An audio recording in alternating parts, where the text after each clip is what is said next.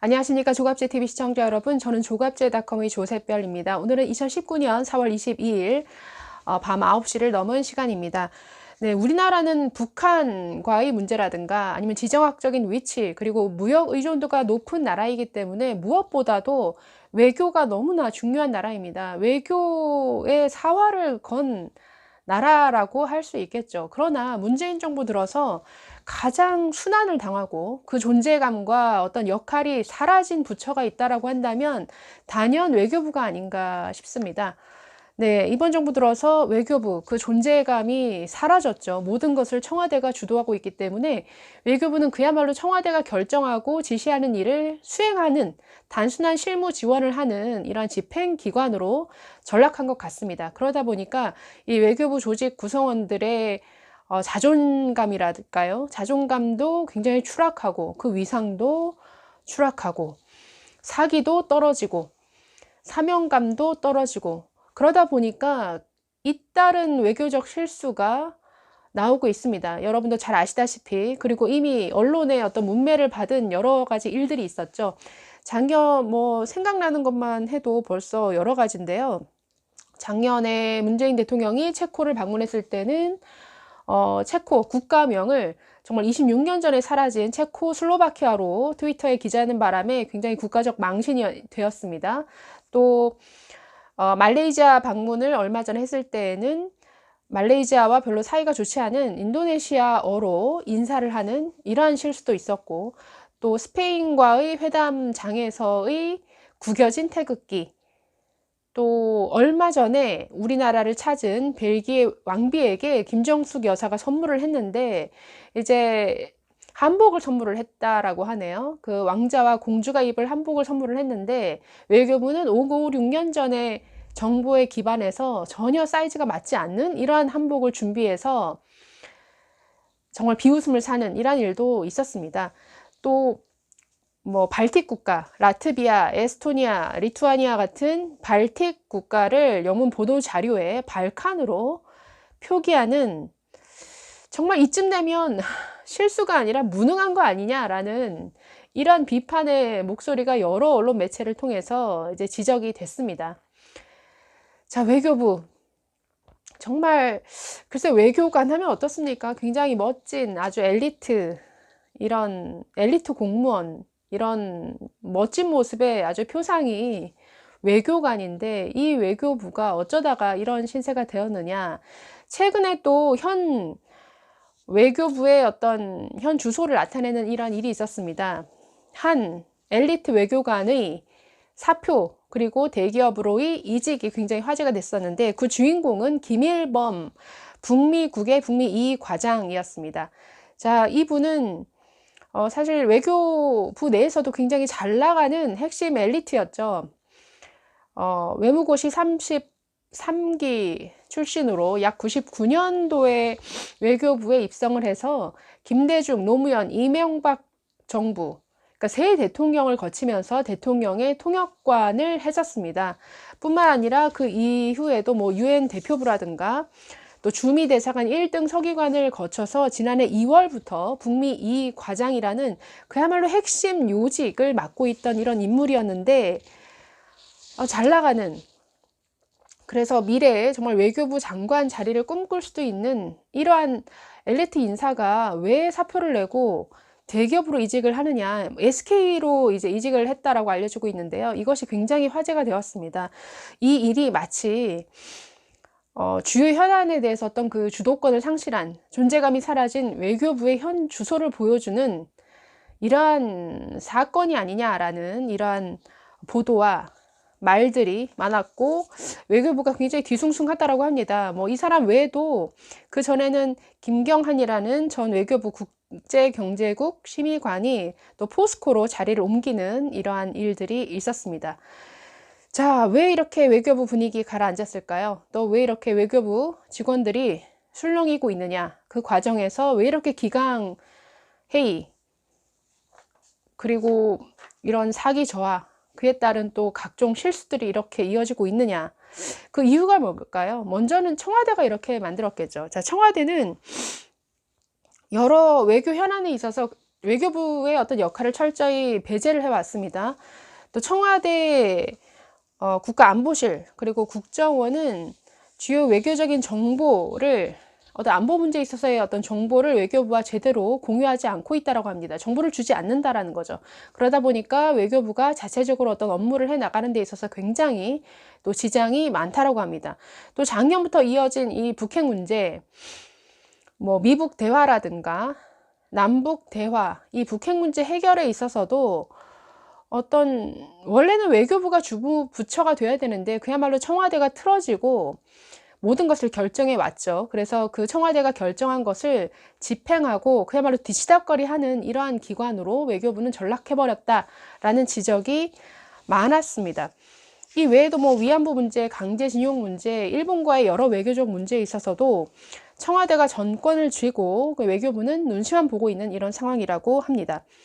또 과거 정부에서 핵심 인사들이 이 정부 들어서 적폐로 몰리면서 여러 가지 인사상의 불이익도 받았는데 문재인 정부 출범 이후에 예를 들어서 박근혜 정부 후반에 북미 라인을 총괄했던 김홍균 전 한반도 평화교섭 본부장은 보통 이전에 관행 같으면 영전에서 다른 자리로 옮기는 것이 관례인데 아무 자리도 받지 못한 채 그냥 퇴직을 했습니다.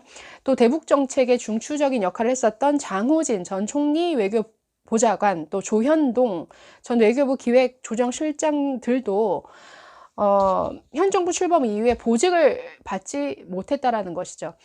보직을 받지 못하고 보직을 받지 못하고 외교부 직원으로 남아있는다? 이것은 굉장히 불명예죠. 이런 사람들이 지금 너무 많다고 합니다. 외교부 안에서. 그래서 글쎄 열심히 일해도 정권이 바뀌니까 이렇게 어떤 한순간에 그 부처 내에서 어떤 한직으로 밀려나는 이러한 것들이 굉장히 조직 내부적으로 사기 저하를 가져오고 있는 것 같습니다. 또 청와대가 단행한 인사, 이런 낙하산 인사죠. 이런 것도 문제인데 예를 들어서 장하성 전 청와대 정책실장이 주중 대사로도 임명이 됐죠. 또 남관표라는 국가안보실 2차장이 주 일본 대사로 임명이 되기도 했습니다.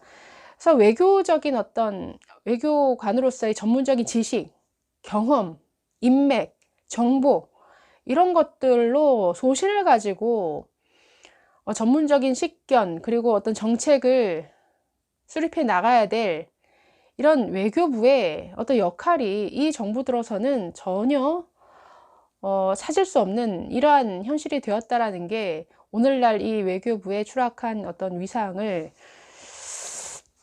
보여주고 있지 않는가라는 생각이 듭니다. 네, 현재의 외교부의 위상 추락에 있어서 가장 책임이 있는 사람은 바로 강경화 외교부 장관이겠죠. 최근에 잇따른 외교부의 실수, 의전 실수, 외교적인 실수 정도면 벌써 경질되어도 여러 번 경질되었을 것 같은데 강경화 장관 여전히 살아남아 있습니다. 왜 그럴까요? 문재인 정부가 원하는 코드에 너무나 잘 맞추기 때문인 것 같습니다.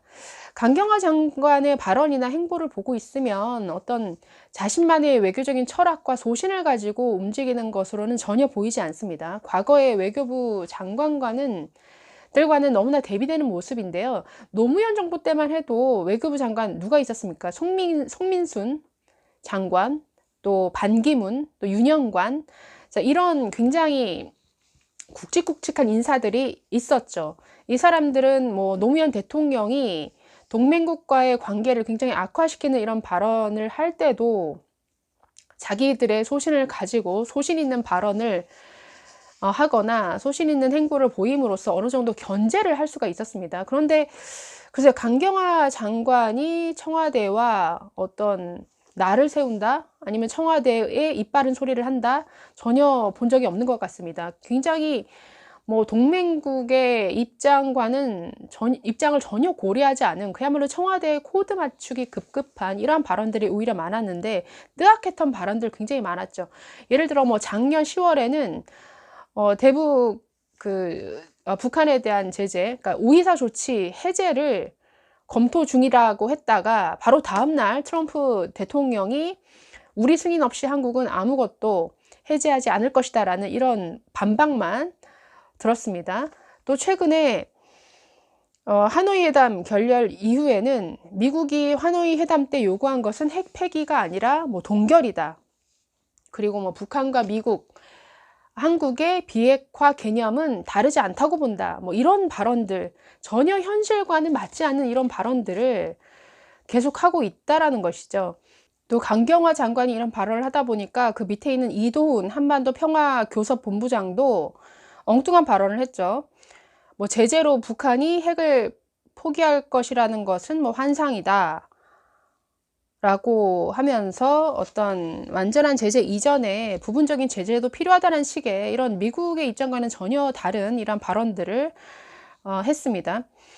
그렇기 때문에 뭐 외교부 외교가 사람들은 뭐 소신과 전문성 없이 청와대 눈치만 보다 보니까 동맹의 입장은 전혀 고려하지 않은 이러한 발언들이 너무나 많이 나오고 있다라는 이런 불만들이 굉장히 많다라고 합니다. 근데 청와대는 이전 그 외교 라인에 대한 어떤 징계성 인사조치 외에도 상당히 많이 견제를 하고 있는데, 지난해 말에는 누가 대체 정보를 언론에 흘렸느냐 라면서 그 정보를 흘린 사람을 색출한다는 명목으로 미국, 중국, 일본 라인의 외교관들 뭐 차관급에서부터 뭐 국장급에 이르기까지, 과장급에 이르기까지 약 10여 명을 수사 용의선상에 올려놓고 감찰을 했다고 합니다. 그래서 청와대 특별감찰관이 뭐 휴대폰까지 수거해 가면서 아주 뭐 문자 메시지 내용과 카톡 내용 이런 것들을 사생활에 가까운 그런 모든 정보를 다 샅샅이 훑어가는 이런 감찰까지 했다라고 합니다. 그러니까 이 모든 것들이 외교부 내부 직원들의 굉장히 사기 저하를 가지고 오는 그런 것이죠. 또 이뿐만 아니라 지금 뭐 다른 부처도 마찬가지지만 이 외교부 장관의 정책 보좌관들이 죄다 민주당 의원들, 보좌관 출신들이 장악하고 있습니다. 외교뿐만 아니라 뭐 국방부도 마찬가지고요. 지금 외교부에 장관, 보좌관 중에 송모 보좌관이 있는데, 과거 임종석 전 비서실장 그리고 홍익표 의원의 보좌관을 했던 사람입니다. 이 송 보좌관의 입김이 굉장히 세다라고 하고 있는데요. 민주당 그리고 청와대의 의견을 강경화 장관에게 뭐 직설적으로 전달을 하고 있다라고 하는데, 전문성이 없다 보니까 국제 정치와 동떨어진 경우가 많아서 굉장히 외교관들이 이제 뒷수습을 하느라 애를 먹을 때가 굉장히 많다라고 알려지고 있습니다. 그러나 정책 결정에 워낙에 큰 영향을 미치고 있다 보니까 외교부 내부에서는 만사형통이 아니라 만사송통이다라는 이런 말이 나올 정도라고 합니다.